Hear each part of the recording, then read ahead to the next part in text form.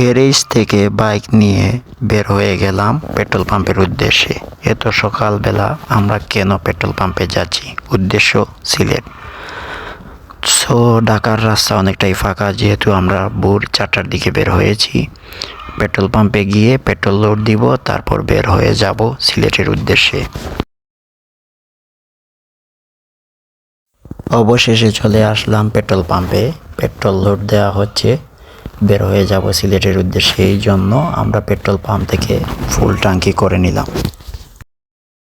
ট্যাঙ্কি ফুল করার পর বিল পেমেন্ট করে আমরা বের হয়ে গেলাম ঢাকা থেকে।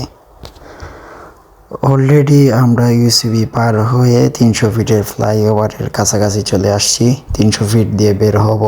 ভাই বিএনপি সরকারের ভোট দিচ্ছে, সিগনালে দাঁড়াইছিলাম, কেউ নাই, রাস্তা ফাঁকা।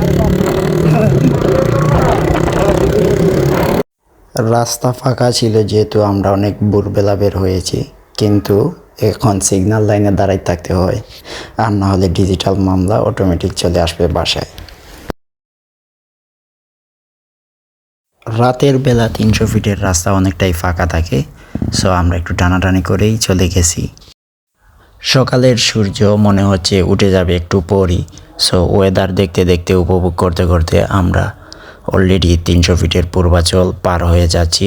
চলে উঠে পড়েছি নরসিংদীর হাইওয়েতে। নরসিংদী হয়ে ভৈরব হয়ে তারপর আমরা গিয়ে সিলেটের দিকে আস্তে আস্তে মুভ করব।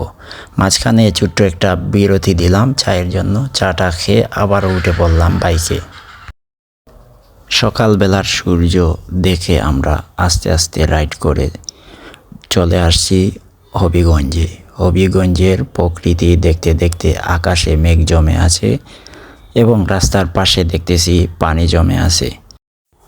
বাইকের সাথে ওয়েদারের ফিল নিয়ে রাইড করার মজাই আলাদা। এমন ওয়েদার দেখে বলতে মন চাচ্ছে, সফর কা মজা লো, মঞ্জিল মে কুছ নেহি।